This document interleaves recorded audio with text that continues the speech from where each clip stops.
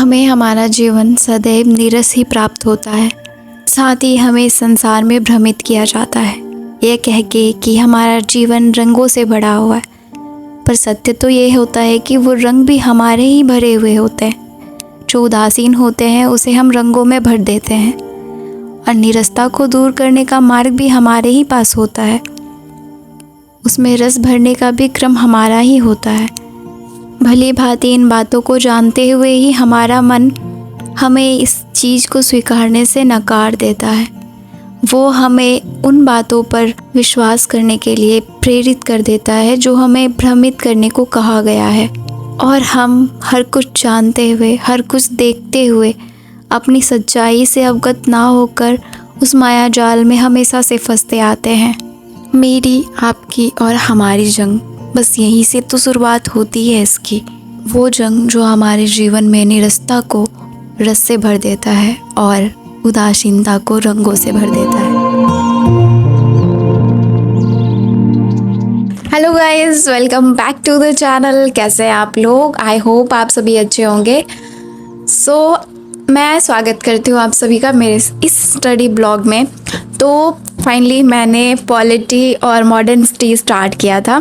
तो पॉलिटी को तो मैंने थोड़ा सा ही कवर किया है और मॉडर्न हिस्ट्री पे मैं ज़्यादा ध्यान दे रही हूँ फ़िलहाल तो, क्योंकि मॉडर्न हिस्ट्री से ज़्यादा क्वेश्चन आते हैं। और अभी 8:30 बज रहा है, मैंने नाश्ता भी नहीं किया है। सबसे पहले मैं जाऊँगी नाश्ता करने, उसके बाद मैं इस ब्लॉग को स्टार्ट करूँगी। तो चलिए साथ में प्रिपरेशन करते हैं। हम जो सुबह उठकर अपने कार्यों के प्रति ईमानदार होते हैं, वो सिर्फ हमारा जीवन तय नहीं करता है, वो हमारे संवेगों को भी तय करता है। वो हमारे उन रास्तों को भी तय करता है जिसका भविष्य में हमें लाभ मिलने वाला होता है। जी हाँ, वही भविष्य जिसकी चिंता हम वर्तमान में करते हैं। हमें ज्ञात होता है कि वो वर्तमान में हमें प्राप्त नहीं होने वाला है। हमारी जो ईमानदारी है, हमारी जो मेहनत है वर्तमान में, वो वही भविष्य का फल है। किंतु हम उस फल की चिंता करते हैं, ना कि उस ईमानदारी और उस कर्तव्य की। मैं इन बातों को ऐसे ही नहीं कह पा रही हूँ। हाँ, कुछ महीनों पहले तक मैं भी ऐसी ही थी। इन बातों की समझ और संवेदना मुझे नहीं थी, पर बीते कुछ समय में मैंने बहुत कुछ सीखा है और मैंने जीवन की निरसता और उदासीनता को काफ़ी करीब से देखा है। इसलिए मैं इन बातों को आपसे कह पा रही हूँ।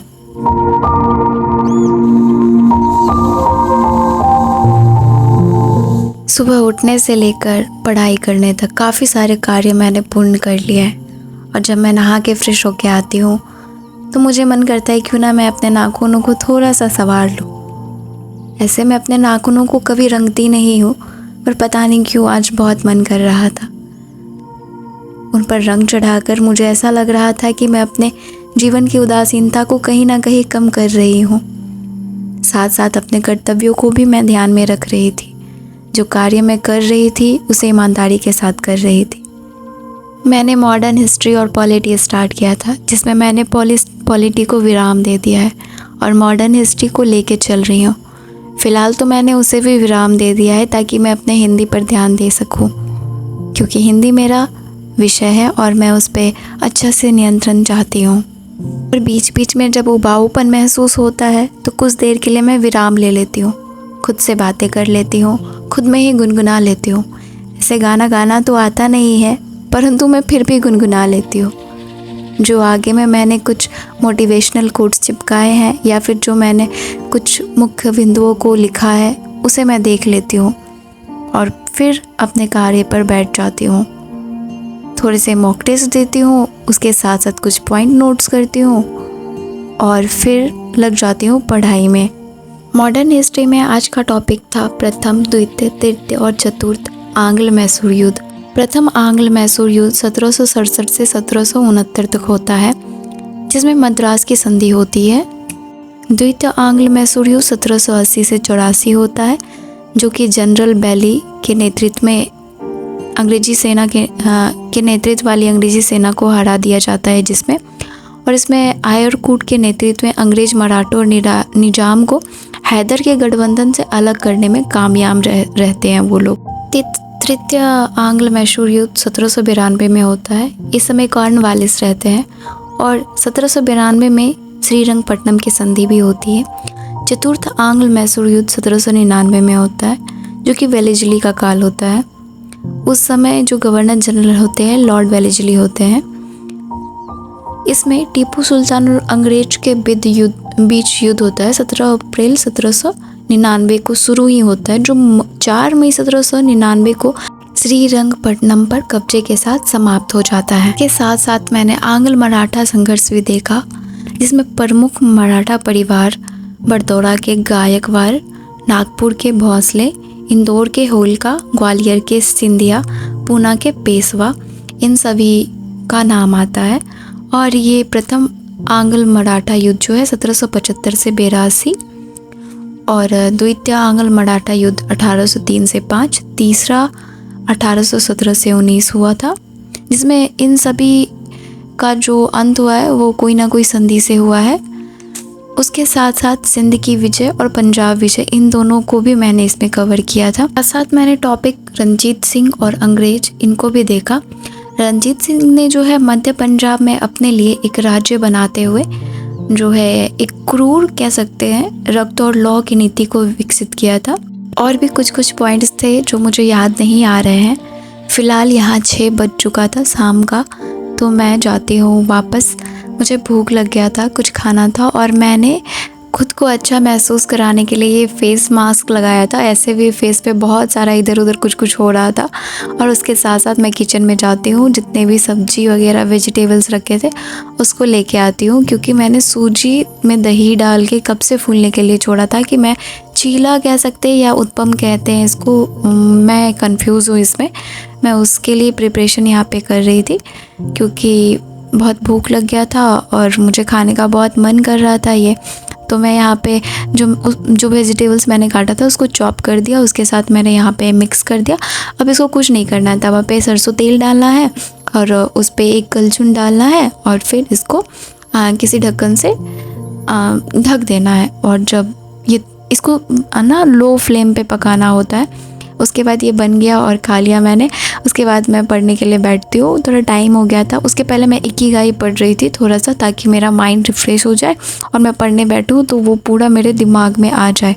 इसके बाद अभी जो मैं पढ़ने के लिए बैठी हूँ वो मैं हिंदी पढ़ रही हूँ, क्योंकि मुझे हिंदी भी साथ में लेके चलना है। जब भी हम हिंदी पढ़ना स्टार्ट करते हैं तो सबसे पहले हम हिंदी की उत्पत्ति पे जाते हैं, और जब हम हिंदी की उत्पत्ति को देखते हैं तो उससे पहले हम भाषा को देखते हैं, लैंग्वेज को, कि लैंग्वेज है क्या। तो भाषा जो है एक अभिव्यक्ति है, एक अभिव्यक्ति का माध्यम है, जो कि 3 रूप में होता है, मौखिक, लिखित और सांकेतिक। और इनके जो कौशल हैं वो 4 होते हैं, हम सभी जानते हैं, सुबोपाली, सुनना, बोलना, पढ़ना, लिखना। और भाषा जो है संस्कृत के भास धातु से बनी है, जिसका अर्थ होता है व्यक्त करने वाला, अर्थात व्यक्तवर्णी। नॉम चॉम्स्की हैं, वो कहते हैं मानव में जन्म से ही भाषा सीखने की क्षमता होती है, जिसे भाषा अर्जन उपकरण कहते हैं, लैंग्वेज एक्विजिशन डिवाइस के नाम से जाना जाता है जिसे। और ये जो है बच्चों में 0 से लेके 5 वर्ष के उम्र तक काफ़ी तीव्र गति से कार्य करता है। उसके बाद आते हैं हिंदी की उत्पत्ति। हम सभी जानते हैं कि हिंदी की उत्पत्ति संस्कृत से हुई है। उसमें भी सबसे पहले वैदिक संस्कृत आता है। इसका जो क्रम है मैं वो बताती हूँ। वैदिक संस्कृत, लौकिक संस्कृत, पाली भाषा, प्राकृत, अपभ्रंश, अवहट। यहाँ पे एक मतभेद है कि कई लोग अपभ्रंश और अवहट को एक ही मानते हैं। इसके बाद आती है पुरानी हिंदी, और इसके बाद आती है नई हिंदी, या हम वर्तमान हिंदी कह सकते हैं। इसके बाद कुछ मुख्य पॉइंट हैं, जैसे कि हिंदी की जननी भाषा, हिंदी की आदि जननी, आधुनिक जननी। इन सब पॉइंट्स को मैंने अच्छा खासा देखा। हिंदी की उत्पत्ति में ही मैंने हिंदी का क्षेत्र भी देखा, जिसमें कि वैश्विक स्तर पर और भारत में हिंदी का क्षेत्र जो है उसे भी मैंने देखा। साथ साथ हिंदी का जो केंद्र है वो उत्तर प्रदेश होता है। भारत में हिंदी का क्षेत्र है वो 10 राज्य से है। उत्तर प्रदेश, मध्य प्रदेश, हिमाचल प्रदेश, हरियाणा, बिहार, उत्तराखंड, राजस्थान, झारखंड, छत्तीसगढ़ और दिल्ली। जब हम उत्तर भारत की ओर देखते हैं तो भारतीय परिवार की भाषाएं वहाँ बोली जाती है जो हिंदी से संबंधित है, और दक्षिण भारत द्रविड़ियन परिवार की भाषाएं वहाँ बोली जाती है, जिसमें कि तमिल, तेलुगु, मलयालम और कन्नड़ इससे संबंधित होती है। इसके साथ साथ हिंदी की बोलियाँ आती हैं। क्रम को आगे बढ़ाते हुए मैंने उपबोलियाँ की तरफ कदम बढ़ाया। उसके साथ साथ हिंदी की संवैधानिक स्थिति को भी मैंने देखा, जिसमें कि अनुच्छेद 350 के बाद मैंने छोड़ दिया था, क्योंकि अब मेरी हिम्मतें जवाब दे रही थी कि लीशा अब बस कर दे, अब तेरे बस की बात नहीं है। तो मैं यहाँ पे थोड़ा सा रिवाइज़ करती हूँ मन में खुद में, और फिर आप सभी को tata bye bye good night कह कर मैं सोने चले जाती हूँ। तो आज का ब्लॉग आपको कैसा लगा ज़रूर बताइएगा कमेंट में, और जो भी गलतियाँ हो प्लीज़ आप उसे माफ़ कीजिएगा, या मुझे बताइएगा कि ये गलतियाँ मैं कर रही हूँ तो मैं उसे अगले वीडियो में सुधारने की कोशिश करूँगी। धन्यवाद।